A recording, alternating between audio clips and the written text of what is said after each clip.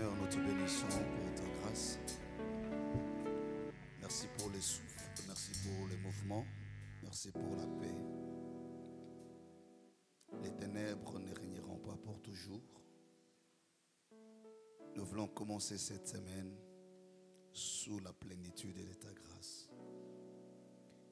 Merci pour tous tes serviteurs qui ont la charge de conduire les programmes durant les prières, tous ceux qui ont la charge d'apporter l'évangile, ceux qui ont la charge d'agrémenter ces moments, de nous accompagner dans l'adoration, dans la louange. Nous prions pour la technique, nous prions pour les protocoles, et nous prions pour les intercesseurs. Et ton peuple qui prendra part à ces rendez-vous au Dieu, continue à lui faire du bien. Nous prions pour ton serviteur, notre aumônier. Prions également pour tous ceux qui vont nous suivre en ligne. Que ta grâce soit notre partage à tous. Au nom de Jésus. Amen. Nous acclamons le Seigneur.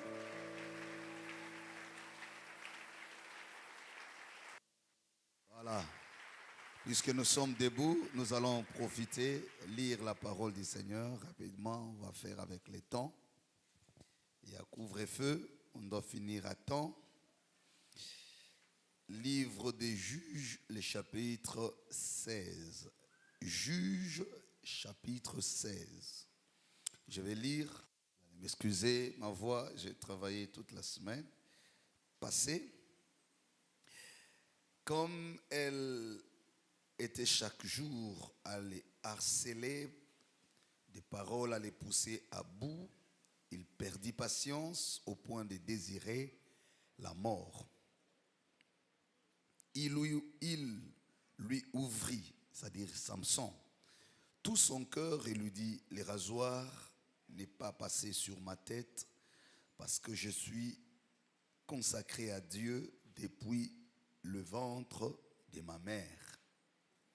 Si j'étais rasé, ma force m'abandonnerait et je deviendrais faible. Je serais pareil à tout autre homme.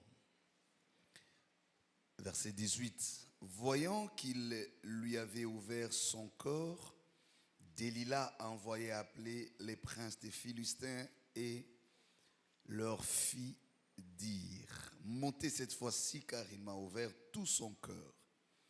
Les princes des Philistins montèrent vers elle et la apportèrent de l'argent. Elle endormit Samson sur ses genoux, puis ayant appelé un homme, elle lui fit raser les 7 tresses de la tête de Samson et commença ainsi à les dompter. Il perdit sa force. Elle dit alors: les Philistins sont sur toi, Samson. Il se réveilla et dit: je m'en tirerai comme les autres fois et me dégagerai. Il ne savait pas que l'Éternel s'était retiré de lui. Les Philistins s'empara de lui et lui crevèrent les yeux. Ils le firent descendre à Gaza et l'attachèrent avec des chaînes en bronze. Il dut tourner la meule pour le bleu dans la prison. Verset 22. Cependant, les cheveux de Samson recommençaient à pousser depuis le moment où il avait été rasé. Or, les princes des Philistins se rassemblèrent pour offrir un grand sacrifice à Dagon, leur dieu, et pour se réjouir. Ils disaient: notre Dieu a livré Samson, notre ennemi, entre nos mains. En les voyant, les membres du peuple célébrèrent leur Dieu en disant: notre Dieu a livré entre nos mains notre ennemi, celui qui sémait la dévastation dans notre pays et qui multipliait nos morts. Dans leur joie, ils dirent: qu'on appelle Samson et qu'il nous amuse. On fit sortir Samson de la prison et il joua devant eux. Lorsqu'on le plaça entre les colonnes, Samson dit au jeune homme qui le tenait par la main, « Laisse-moi toucher les colonnes sur lesquelles repose la maison et m'appuyer contre elle. » La maison était remplie d'hommes et de femmes. Tous les princes des Philistins étaient là et il y avait sur le toit environ 3000 personnes, hommes et femmes, qui regardaient Samson jouer. Alors Samson fit appel à l'Éternel en disant, « Seigneur éternel, souviens-toi de moi. Je t'en prie, ô Dieu, donne-moi de la force cette fois seulement et que d'un seul coup je tire vengeance des Philistins pour mes désirs. » Puis il attrapa les deux colonnes du milieu sur lesquelles reposait la maison et s'appuya contre elles. L'une était à droite, l'autre à gauche. Samson dit que je meurs avec les Philistins. Il se pencha de toutes ses forces et la maison tomba sur le prince et sur tout le peuple qui s'y trouvait. Ce qu'il tua, ça que j'aime, à sa mort furent plus nombreux que ceux qu'il avait tués pendant sa vie. Ceux qu'il tua par ces jours-là furent très nombreux par rapport à ceux qu'il tuait régulièrement des son vivants. C'est la parole du Seigneur. Nous bénissons le Seigneur qui nous fait grâce. Nous voilà en 2021. J'ai eu l'honneur de partager la parole pendant ces temps de prière de fin d'année. Et je vous avais averti que 2021 ne nous ouvre pas seulement la porte de l'année, mais aussi et surtout celle de la décennie. Parce qu'en fait, nous avons commencé une nouvelle décennie qui va aller jusqu'en 2030. C'est un moment important de notre vie. Un moment de grâce, un moment de détermination. Alléluia. Un moment où il faut arriver à expérimenter la main de l'Éternel. C'est très intéressant. Je bénis le Seigneur et remercie l'aumônier qui nous associe dans ce travail. Et j'aimerais vraiment demander à chacun de nous de garder à l'esprit que nous avons un don. Cet homme est un don pour nous, l'Église, spécialement pour l'aumônerie où nous sommes dans notre champ de mission. C'est des faibles restes, comme on dit dans la maison d'Israël, qui restent comme des monuments pour nous aumônerie. L'aumônerie a une grande mission prophétique dans l'histoire de notre Église, dans l'histoire de notre pays. Vous êtes membre de l'aumônerie, il ne faut pas seulement voir les choses dans une vision limitée. Il faut voir les choses plus loin. Alléluia. Oui, parce que le Seigneur nous a confié une mission qui va au-delà de nos églises locales. Une mission qui sera l'exécution du plan prophétique du Seigneur pour cette nation. Et chacun de nous joue et jouera encore ses rôles selon la mesure de la grâce, le confié par le Seigneur. Chacun de nous jouera cette mission en fonction des objectifs que le Seigneur voudrait accomplir par lui. Voilà pourquoi j'aimerais commencer ce message en nous interpellant là-dessus, mais en même temps nous encourageant, nous exhortant pour nous dire, là où vous êtes établis dans votre champ de mission, vous êtes professeur, chercheur, assistant, vous êtes dans un domaine quelconque, faites-les bien parce que vous êtes parmi les sélectionnés du Seigneur pour cette génération. Nous devons être fiers de notre Église, nous devons être fiers de nous-mêmes, les uns et les autres, mais nous devons aussi être fiers des uns et des autres. Vivre cette communion fraternelle, c'est soutenir, prier comme nous le faisons, Mais gardons à l'esprit, nous avons une mission commune.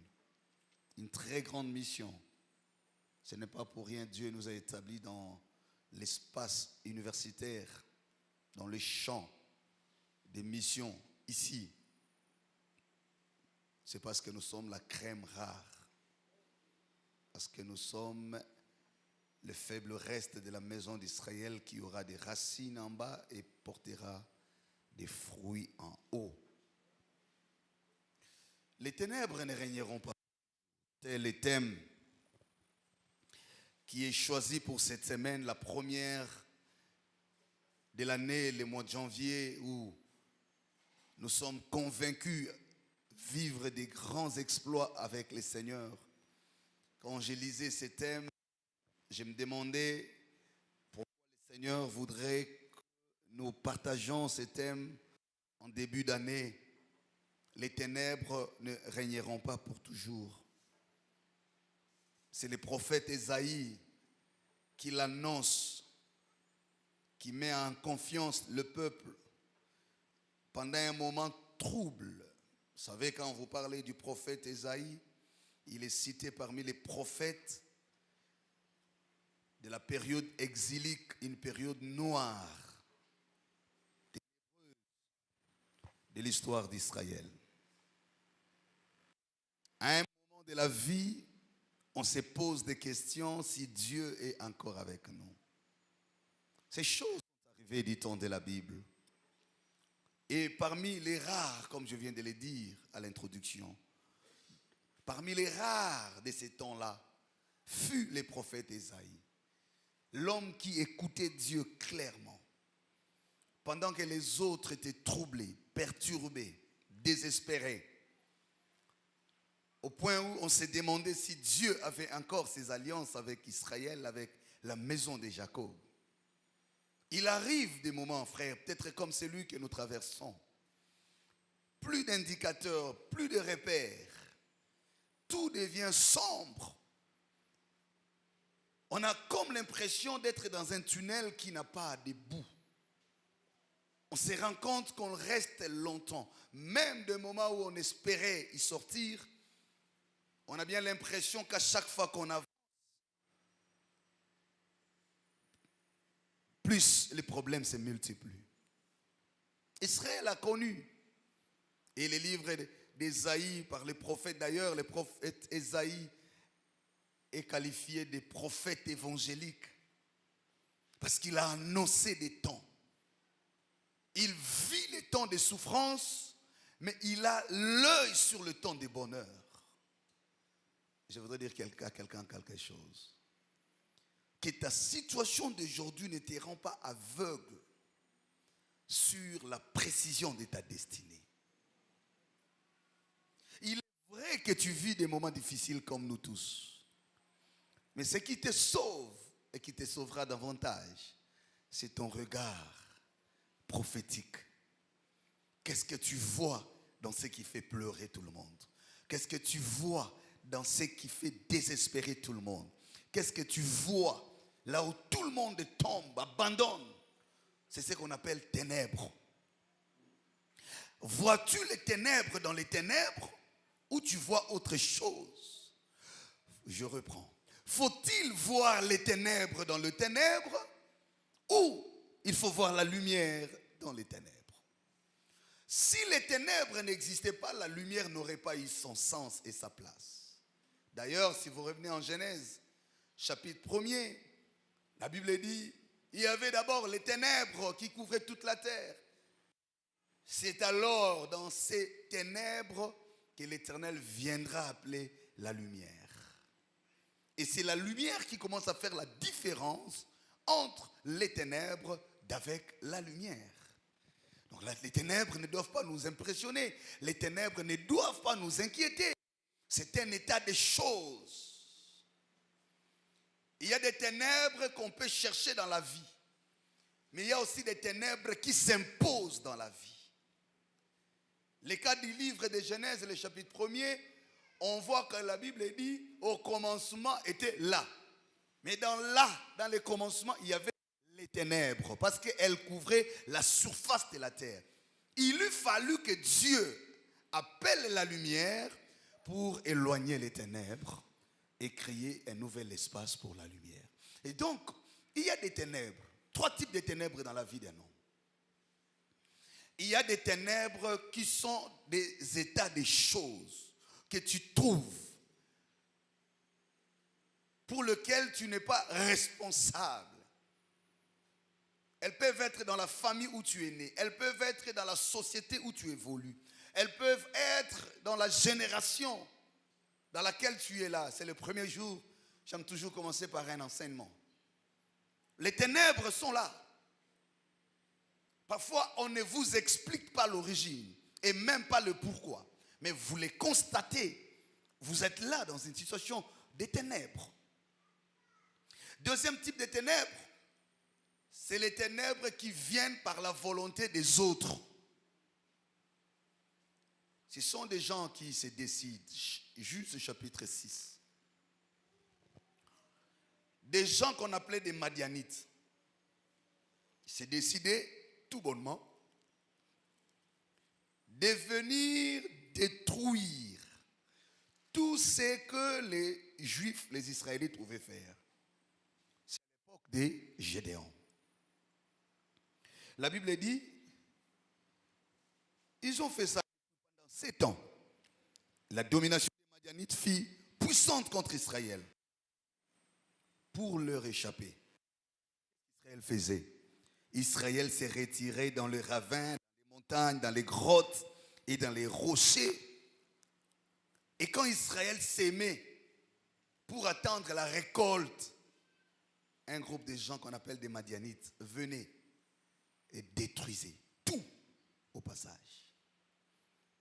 Donc, premier type de ténèbres, nous l'avons vu en Genèse, chapitre 1er, comme je l'ai dit, dans les récits de la création.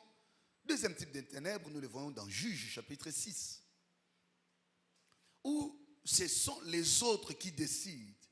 Tu es là, tu es étudiant, tu es professeur, tu es ceci, cela, tu es dans une entreprise, tu es frère, tu es serviteur de Dieu, servante de Dieu. Quelqu'un se décide à ta place. Qu'est-ce qu'il pense? Qu'est-ce qu'il croit? Pourquoi les gens lui accordent beaucoup d'importance? Pourquoi? Et il décide seulement de diminuer le prestige de ta vie. Mais le troisième type de ténèbres, c'est là où je suis dans le texte, c'est aussi des ténèbres où toi-même tu peux être responsable. Du fait de quelque chose, d'une certaine responsabilité, un acte posé, un engagement pris, une vie menée. Cela peut aussi devenir source de ténèbres de ta vie. Alléluia. Donc, retenons, quand nous parlons des ténèbres, et quand les hommes de Dieu viendront parler des ténèbres, nous avons 3 types de ténèbres. Des ténèbres de fait, où vous n'êtes pas responsable. Ce n'est même pas un ennemi, mais les choses sont telles que vous les trouvez. Ça fonctionne comme ça. C'est ça la loi. Mais il y a aussi les ténèbres où c'est de la volonté des autres contre vous. Les Madianites. Tu es intelligent. Mais les gens se sont organisés à te maintenir malade. Malade. Oh, arabe, mais tout passe.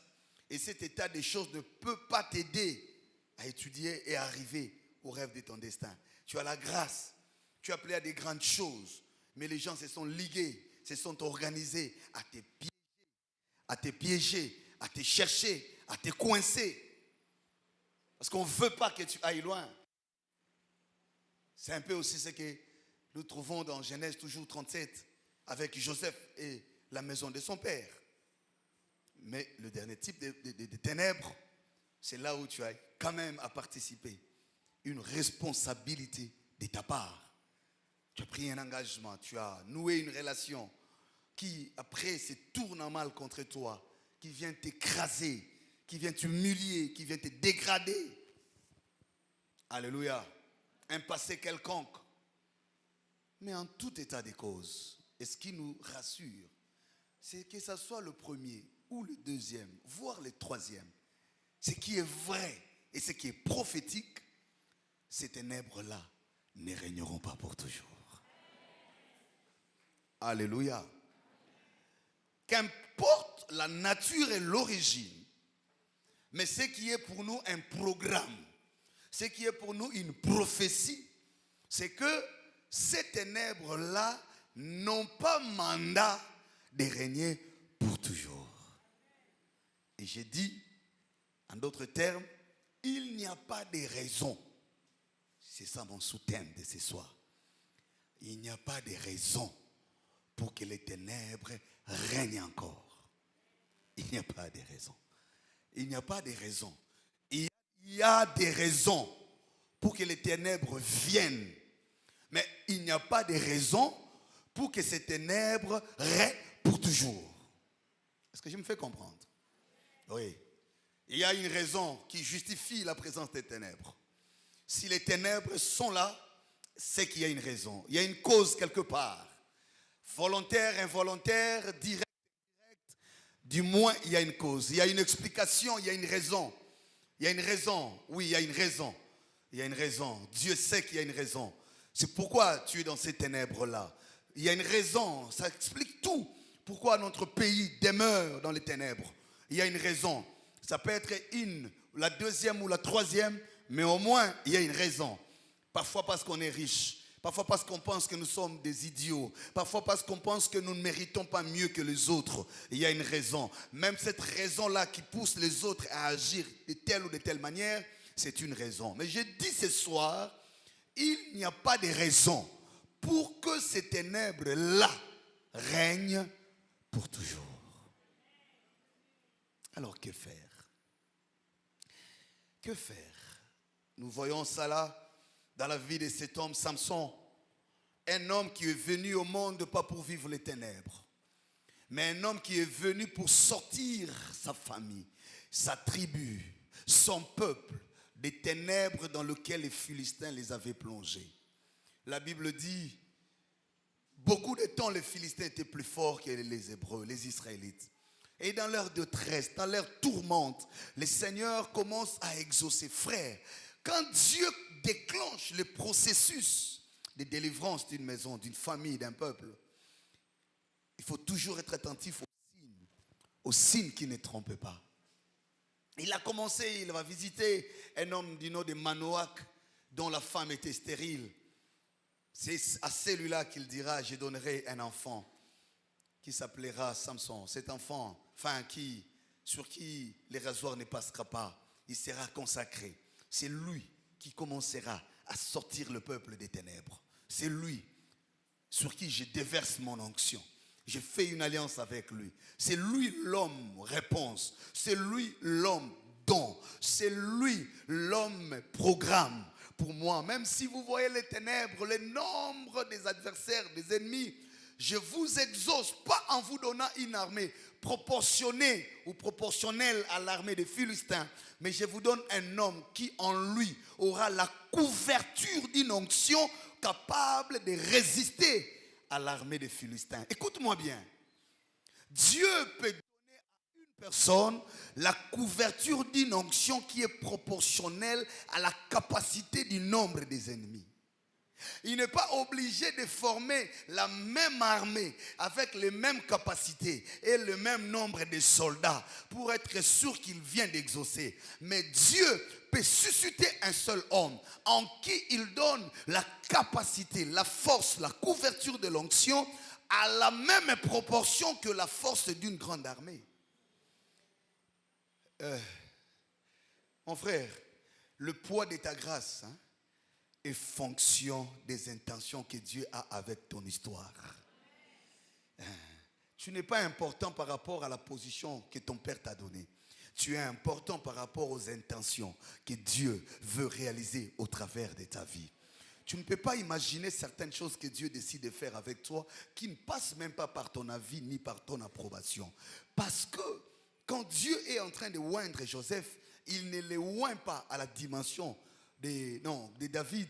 Il ne le oint pas à sa propre dimension, mais il le oint à la dimension de Goliath et des autres adversaires.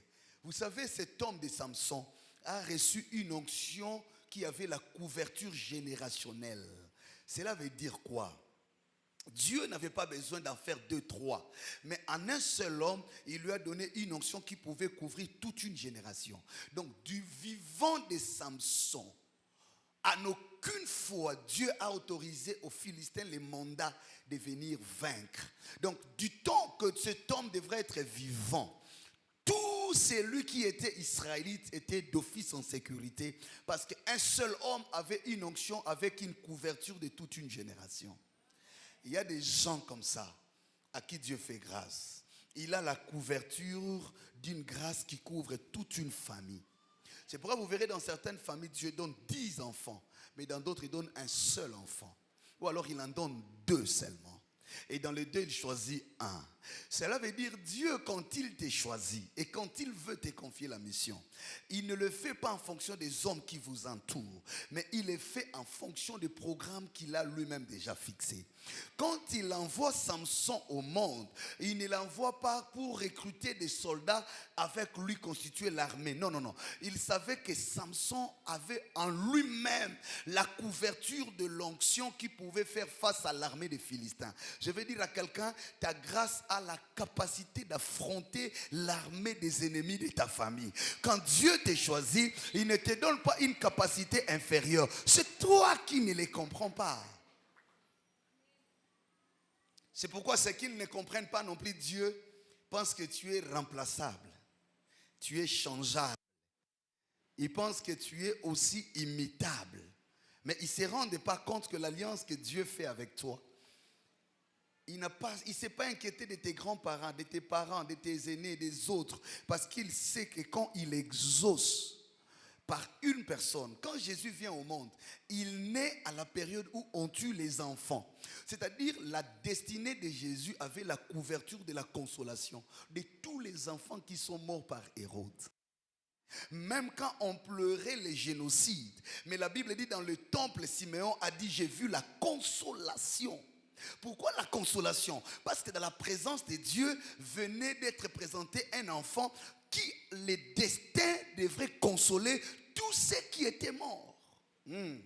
C'est pareil au temps de Moïse. Il naît à la période où on tue les autres enfants. En réalité, l'idée de tuer les enfants des Hébreux était de réduire la possibilité d'encourager la formation d'une armée des Hébreux. Pour empêcher que les Hébreux aient une armée, il faut tuer tous les enfants mâles qui naissaient. Mais Dieu, comprenant la stratégie, il ne défend pas les enfants mâles, mais il se concentre sur un seul enfant qui représentait en lui seul l'armée des Hébreux. Ah, j'ai béni Dieu parce que tu l'as compris. Et quand tu vois ce qui se passe dans ta famille, il y a des fois tu te dis, j'aurais bien voulu que Dieu fasse des choses. J'aurais bien voulu que l'intervention de Dieu, l'exaucement passe par telle ou telle façon. Dieu n'est pas un homme. Dieu ne fait pas comme les hommes. Dieu ne fait pas comme les hommes. Dieu ne fait pas comme les hommes. Il te laisse dans un état de ténèbres, mais il te donne la couverture de la grâce qui dépouille les ténèbres du pouvoir de la mort. Il te laisse dans une stérilité, mais il te donne l'enfant à un âge où il commence à compter les restes de ta vie à partir de l'accomplissement de la naissance de cet enfant. Vous imaginez qu'Abraham reçoit l'enfant dans la vieillesse, mais Isaac n'était pas autorisé à grandir comme orphelin. Les années de prolongation d'Abraham étaient fonction des années de la croissance d'Isaac. Comme il vient en retard, Dieu est obligé de prolonger les années d'Abraham parce que Isaac ne peut pas se perdre dans la gestion d'Agar.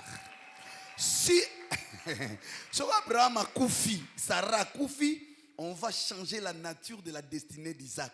Il y aura confusion avec Ismaël parce que c'est Agar qui risque de rester la maman. Alors pour empêcher la confusion dans la lignée prophétique, Dieu prolonge.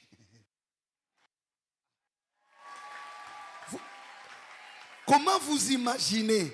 Dieu permet que Moïse naisse parmi les Hébreux. Mais pour ne pas permettre que l'on donne la confusion à l'identité de l'enfant, le Seigneur permet que la mère biologique de Moïse reste dans le périmètre et que sa sœur Myriam identifie celle qui a récupéré l'enfant pour reconnecter le bébé à la mamelle de sa mère. Dieu est bon. Hein? Imaginez-vous que Moïse était allaité par des Égyptiennes. C'est que Hébreux 11 aurait eu des difficultés. Comment allait-il reconnaître qu'il n'est pas un Égyptien mais il est un Hébreu? Comment allait-il refuser de se faire appeler le fils de la fille du roi? Parce qu'en lui, il y avait une connexion entre son esprit et son identité. Dieu a plusieurs manières de faire les choses. Des fois, nous comme humains, nous disons, Seigneur, 2020 et Sili, 21 ans, j'aurais bien voulu faire ceci, cela. Mais lui ne voit pas les choses sous cette forme-là. Nous disons, il est fidèle. Je vais aller rapidement parce qu'il faut chuter. Samson est à la fois auteur de ses ténèbres, mais aussi auteur des ténèbres provoquées par ses ennemis. Ce qui est important ici, c'est que cet homme, comme je l'ai dit, destiné à des grandes choses, destiné à bouleverser, ne pense pas parce que tu as la promesse de Dieu que tu es épargné. Ne pense pas parce que tu viens faire des semaines de prière que tu es à l'abri. Ne pense pas non plus que parce que tu es fils de Dieu, tu es serviteur, servante de Dieu, que tu seras épargné. Non, mon frère, ma soeur. Il était aussi appelé à des grandes choses comme toi et moi. Un homme plein d'onction, une onction particulière, une onction spéciale, une onction qui ne s'est pas répétée dans l'histoire. Des choses qui ne se répètent pas facilement dans l'histoire. Des hommes rares qu'on retrouve après une génération. Et le diable sait se concentrer sur ces hommes et ces femmes. Tu en fais partie. Ne crains pas ce qui t'arrive. C'est parce que tu es une pièce rare dans la stratégie de Dieu. Cet homme a fait son temps, l'espoir, la fierté, la sécurité. Quand Samson est là, il y a Samson Azali. C'est lui qui sortait le peuple de ténèbres. Samson, mais un jour, les ténèbres ont aussi commencé à visiter sa vie. Une certaine Delilah qui est entrée, je ne sais pas par quelle voie dans sa vie. Elle venait à l'idée d'être la meilleure amie, la femme, tout ce qu'elle pouvait dire. Mais en réalité, elle venait de découvrir, elle cherchait à découvrir les codes de la faiblesse. Je prie que cette année, bien-aimé, que tu veilles davantage. Je t'exhorte, je prie, je t'exhorte encore. Tu sais, des fois, c'est nous-mêmes qui ne sommes pas concentrés. Et parfois, nous sommes distraits. Nous sommes distraits pourquoi? Parce que nous n'évaluons pas assez ce que nous représentons. Parfois nous-mêmes, nous rendons ordinaire le prestige de ce que nous sommes. Des fois, parce qu'on est un peu distrait, tu es dans un bureau, tu ne te rends pas compte de ce que ta présence impacte dans ces bureaux-là, comme chrétienne, comme serviteur. Des fois, tu es à l'étranger, tu es dans un pays où tu es là actuellement, tu me suis. Tu n'imagines pas ce que rien que ta présence apporte dans ce milieu-là. Parfois, nous-mêmes, nous n'évaluons pas. Parfois, nous n'évaluons même pas ce qui nous approche. Parfois, nous ne sondons pas assez ce qui doit réellement nous accompagner et ce qui ne nous doit pas. Ça veut dire qu'il y a des gens qui sont appelés à nous apprécier, à nous encourager, mais à rester loin. Je sais que tu ne l'as pas compris. Je dis, il y a des gens qui sont appelés à nous apprécier, à nous encourager, à nous envier, mais à rester loin. À rester loin. Oui, il y a des gens qui ne doivent pas entrer dans le périmètre. Dans le périmètre. Parce que tu n'imagines pas ce que tu représentes spirituellement. Des fois, on se réveille en retard. En retard. Je prie que cette année, Dieu t'aide. Ça s'est passé dans les années passées. Oui, ça s'appelle passé. C'est vraiment passé. Mais parce que Dieu te fait grâce, te renouvelle sa bonté d'être vivant en 2021. Nous avons dit chez nous, c'est un nouveau départ. Je prie que ce soit ainsi pour toi cette décennie. Un nouveau départ. Tu n'imagines pas, tu prends toute ta destinée, tu la limites à un mariage. mariage. À force d'attendre, de chercher, de te battre pour le mariage, tu ouvres beaucoup de portes et tu désacralises beaucoup de choses. Et parfois, tu diminues le prestige de ce que tu es réellement. Des fois, c'est l'enfant, maternité. Et on te fait boire des choses inadmissibles parce que tu prends toute l'attention de la destinée, tu la condamnes à une situation.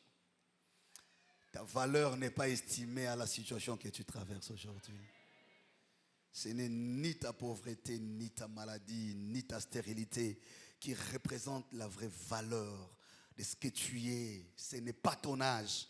Il faut tout le temps revenir auprès de ton Créateur et revérifier ta position. Ce n'est même pas ton fiancé ou ton mari quand il te regarde en te boudant, en disant ce qui lui plaît de te dire. Non, il ne sait pas ce que tu es.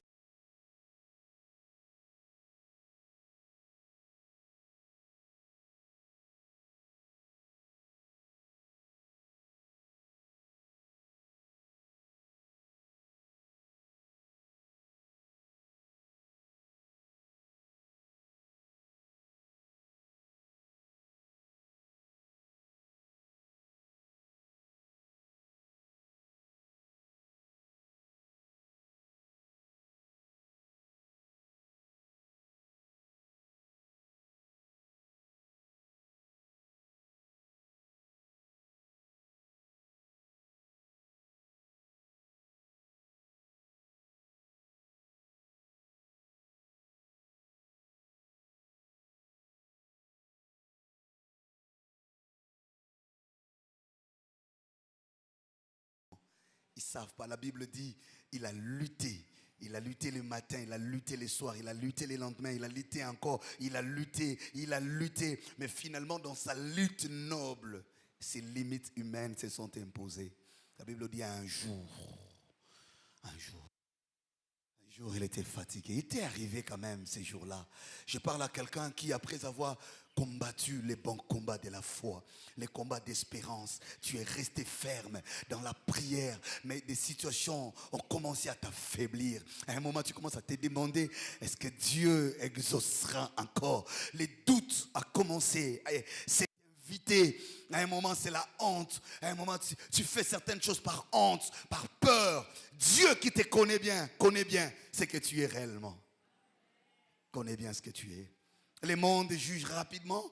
2 ans, 3 ans, 4 ans, sans enfant, sans maternité, ça commence à t'agacer, ça commence à te poser des questions, tu commences à faire des remises en question, tu commences à revoir ton parcours. Est-ce que ce n'est pas tel qui est à la base, ce n'est pas tel autre? Je parle à cette femme, à cet homme qui, quand il regarde aujourd'hui sa femme ou son mari, se pose des questions à cause de cette situation. Tu as lutté, tu tenais encore à 1 année, à 2 ans, 3 ans.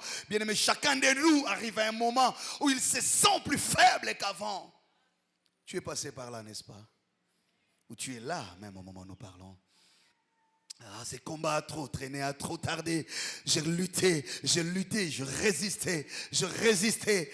Oh, ces jours-là est quand même arrivé. Les jours que Samson ne voulait pas voir.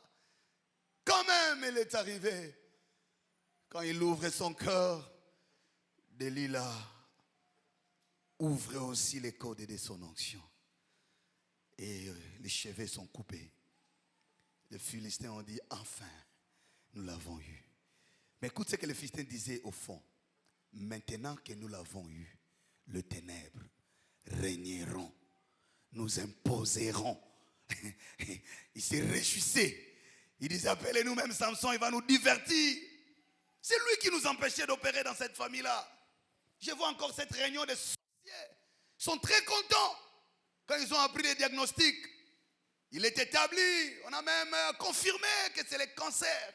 On a confirmé, on a dit oui, c'est une phase difficile. Ils sont très contents. C'est lui qui nous a embêtés avec ses prières au bureau quand il arrive. On vient de signer sa révocation. Ils sont très contents. Hein? Ils sont très contents. C'est lui qui nous empêchait d'opérer. C'est lui qui nous dérangeait tellement qu'il vienne encore prêcher ici dans l'auditoire. D'ailleurs, il est refusé.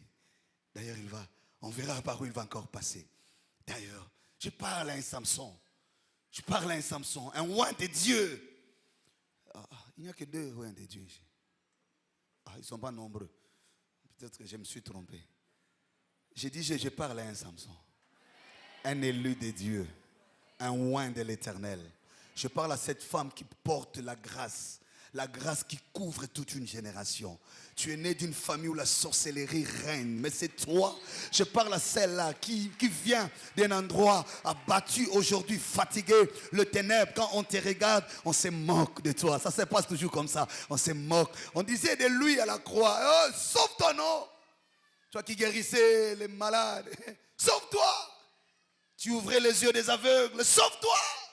Et quand Élie, il dit Élie lama sabachthani, il se moque davantage pour dire, oh, il appelle l'intervention d'Élie. Tu es là en train de subir ces choses, des moqueries, des injures, des calomnies. Ils font des réunions, ils se moquent de toi. Oui, parce qu'ils disent les ténèbres vont régner. Totalaye, totala soriye pa ko botaka, totala soriye pa ko balaka, tokotala. Tu es là, Samson. Mais j'amène cette bonne nouvelle pour te dire, c'est là que je veux chuter avec toi. Il était là, cet homme. Il se rappelle d'une chose. Il se rappelle d'une chose. La fidélité de Dieu corrige mon infidélité. Il se rappelle d'une chose. J'ai tout perdu. J'ai perdu mon père, ma mère, mes cheveux. J'ai perdu mes yeux. Mais je n'ai pas perdu mon Dieu. Il y a encore celui qui est assis sur le trône.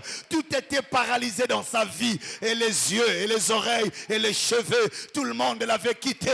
Il n'est resté que seul. Mais la seule chose qu'on ne lui a pas retirée, c'est la possibilité de prier, de parler à Dieu. Je viens te dire, on a beaucoup pris dans ta vie. On a pris des relations. On a déstabilisé le travail. On secoue la santé. Là, on parle du cancer. On a vraiment tout pris dans ta vie. Il n'y a plus Dieu. Il n'y a plus de cheveux. Mais il y a quelque chose qu'on ne peut pas prendre dans ta vie. C'est l'alliance que tu as avec Dieu. La possibilité que ta voix monte encore vers le trône de Dieu. Tu as encore la possibilité. Je bénis quelqu'un qui est là pendant cette semaine de prière, qui a compris ces choses. On a fermé la porte, on a signé la lettre, le diagnostic est déjà établi, mais il y a quelque chose qui n'est pas encore établi, c'est que je suis encore en bonne position avec mon Dieu. Je reviens à lui, il regarde vers le trône, il dit il n'y a pas de raison, même si je n'ai plus mes cheveux, même si je n'ai plus mes yeux, mais il n'y a pas de raison que le Philistin m'enterre vivant. Il n'y a pas de raison, même si les ténèbres sont arrivées dans ma vie, il n'y a pas de raison. Je dis à quelqu'un, il n'y avait pas de raison. Même si Jésus est arrivé le 4e jour au tombeau de Lazare, il n'y avait pas de raison pour que Lazare ne soit pas ressuscité. Je déclare au nom de Jésus, il n'y a pas de raison. Même si Sarah avait déjà dépassé par 2 fois la ménopause, mais il n'y avait pas de raison de lui priver une progéniture. Aïe aïe aïe, je dis à quelqu'un, même quand il est resté seul à la croix, il n'y avait pas de raison pour que la croix soit identifiée, pour que la terre tremble. Je vais prophétiser au nom de Jésus. Il n'y a pas de raison. Il n'y aura pas de raison. Je demandais à Dieu hier, comment tu te sens sur ton trône lorsque ceux qui portent ton nom, ceux qui ont l'onction de Dieu, doivent mourir jeunes. Lorsque ceux qui ont donné la vie à toi, ils t'ont cherché, ils t'ont craint, ils doivent mourir comme de simples hommes. Nous avons plutôt des malfaiteurs, nous avons des féticheurs. Je ne suis pas contre eux, mais qui vivent longtemps. Je demandais à Dieu depuis hier, comment tu te sens quand tu es sur le trône? Celle qui te craint ne peut pas concevoir comment tu te sens quand celui qui te sert ne peut pas prospérer. Comment le ciel le sent. Comment on laisse le bâton de souffrance sur la tête des justes. Il n'y a pas de raison. Je ne peux pas comprendre un fou. Alia kanaye na fulu. Asala kazolia biloko lala. Babuaka. Alala galibanda. Aozwa ni cancer. Aozwa ni typhoïde. Aozwa ni malaria. Baokola. Ebongo yo. Ozo ton église, ozo pesa dîme, ozo sale la nzambe. Moi je ne comprends plus rien. Est-ce qu'il y a vraiment une raison? S'il n'y a pas de raison, mais il n'y a pas de raison que Yesu soit kundama. Lokola ba briga nyoso, ça n'a pas de sens. Est-ce que le ciel peut nous répondre ce soir? Ça s'explique comment? Ça s'explique comment?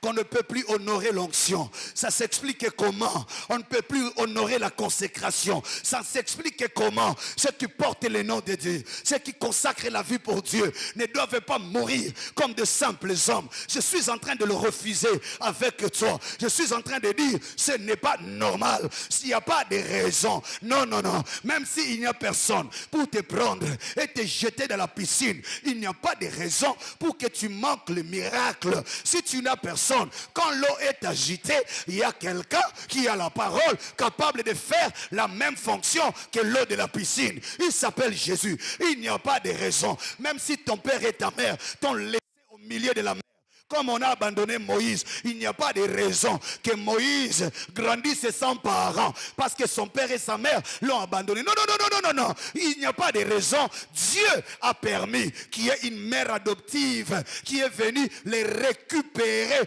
dans l'eau. Il n'y a pas de raison parce que tu es veuve que vit na yo beba. Il n'y a pas de raison parce que tu es orphelin vit na yo beba. Il n'y a pas de raison parce que ça n'a mutute na faculté otangate. Non, non, non, non. Il n'y a pas de raison parce qu'on a mutute na présidence vina yo beba. Non, non, non. Je dis il n'y a pas de raison pour comme il a 40 ans au balate au botate. Ça s'explique comment? Non, non, non, non, non. Samson a mis Italia lobi. Non, il n'y a pas de raison. C'est vrai. Soukekei, oui. C'est vrai. Miswezate, oui. Mais pour l'onction, le ciel doit défendre son honneur. Lève-toi, lève-toi, lève-toi. Lève-toi. Les ténèbres ne régneront pas pour toujours. Il n'y a pas de raison. Il y a la raison pour laquelle ton père est mort. Il y a la raison pour laquelle tu es combattu. Il y a la raison pour laquelle cette maladie est confirmée. Mais il n'y a pas de raison que cette maladie t'enterre. Il n'y a pas de raison. Il n'y a pas de raison que ces chefs-là décident sur ton sort. Il n'y a pas de raison que tu sois révoqué parce qu'un homme ne te plaît pas. Il n'y a pas de raison pour te souhaiter parce que les gens ont comploté contre toi. Il y a seulement la raison pour laquelle, bien-aimé, tu es congolais. Mais il n'y a pas de raison pour laquelle il faut échouer en étant congolais. Est-ce que tu es prêt à prier avec moi? Est-ce que tu es prêt à prier avec moi? Tu as une prière morolelo. Mais tout ça, là, une prière de révolte. Nous allons dire à Dieu, il n'y a pas de raison. Cette année, j'ai accepté ça en 2020. Je ne l'accepte pas en 2021. Tous années bandelia ane télémaco, pardon. Téléma. Nous avons une position bien. Bon, limbisanga, il faut ensemble la nabina ta 10 minutes. On tire bino boite. Tala kanayo. Je ne vois pas une raison. Je ne vois pas. Soit ce qui est écrit ici n'est pas vrai. Moi, je ne fais plus de foi. La foi, on a pas mikeza sous-souté. Vous allez comprendre? Oui. Il faut avoir la foi des adultes. Il n'y a pas de raison. Au boy kokenekisi, au yebi magité, au yebi kindokité, au tikinyo soya na nzambe. C'est quelle est la raison qu'on te donne pour que cette situation ne change pas? Je ne dis que ce que j'ai vu ici. Sauf si on me dit que ce qui est écrit n'est pas vrai. Mais si cette parole est vraie, et moi je la crois vraie, alors il n'y a pas de raison. Ni ton âge n'est pas une raison. Le médecin ne peut pas justifier cette stérilité. Non. On ne peut pas justifier ça, c'est pas normal. La Bible là m'a dit il y aura ni stérile, ni celle qui avorte. Il n'y a pas de raison. Nous autres, on a eu ça échantillon de maladie. Non. On me dit, on a enterré un frère, trop jeune, à peine trentaine d'années. Oh, barin. Oh, il y a des choses qu'on entend, ça complique et ça trouble. Il me dit, ça révolte. Oh, Kunda Mutute.